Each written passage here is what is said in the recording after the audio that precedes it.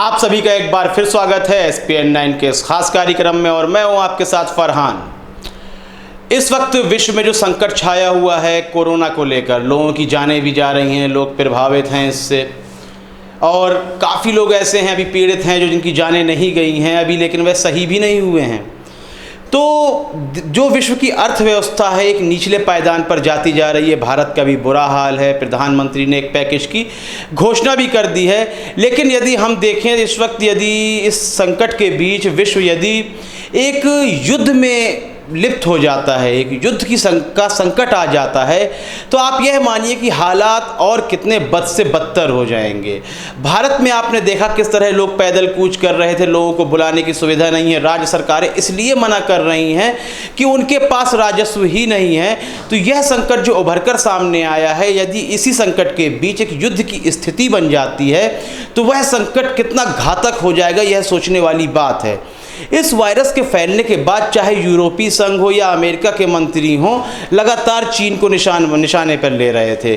यूरोपीय संघ का कहना था कि चीन ने जानबूझकर देरी की इस बीमारी की सूचना देने में विश्व को, और वहीं पर अमेरिकी सांसदों का, मंत्रियों का कहना है कि चीन की वुहान की लैब में इस वायरस को तैयार किया गया है। यानी जिसका सीधा मतलब यह निकलता है कि चीन की लैब में इस वायरस को दुनिया को संक्रमित करने के लिए बनाया गया था।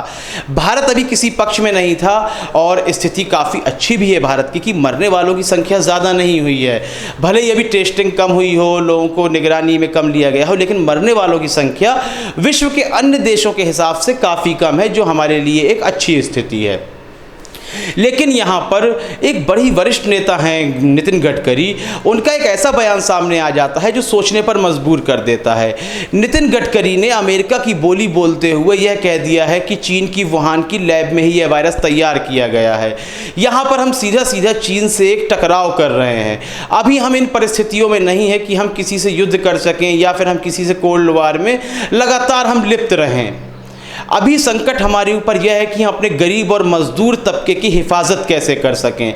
उस हिफाजत को करने के लिए हम पैसा निकाल रहे हैं, लेकिन उस पर भी सवाल इसलिए उठ रहे हैं कि उस पैसे से शायद कहीं ना कहीं जो दिहाड़ी मजदूर हैं, गरीब हैं, ग्रामीण लोग हैं, उनकी हिफाजत नहीं हो सकेगी। तो अभी हमें यह कदम उठाने की बिल्कुल आवश्यकता नहीं है कि हम चीन पर कोई आरोप लगाएं और जिसके ज़रिए चीन हम पर निशाना साधने लगे। आप खुद सोचें, क्या अभी अब हम यदि किसी युद्ध में लिप्त हो जाते हैं तो हमारी अर्थव्यवस्था के और क्या हालात होंगे। अभी लोग भूखे मर रहे हैं, फिर लगता है कि सुसाइड, आत्महत्या करने लगेंगे लोग। इसलिए नितिन गडकरी का यह बेतुका बयान हमें कहीं ना कहीं बैकफुट पर ले जाने के लिए काफ़ी होगा। अभी चीन ने इस पर कोई प्रतिक्रिया नहीं की है, लेकिन यह बयान काफ़ी निंदनीय है। मैं इसको निंदनीय बयान कहता हूं, लेकिन आप लोग क्या कहते हैं, हमारे व्यूवर्स क्या कहते हैं, अपनी राय हमें कमेंट सेक्शन में दें। गडकरी के संबंध में अपनी राय देना बिल्कुल भी ना भूलें। कार्यक्रम को लाइक करें, ज़्यादा से ज़्यादा शेयर करें और चैनल को सब्सक्राइब अवश्य कर दें। तब तक के लिए इजाज़त दीजिए, धन्यवाद।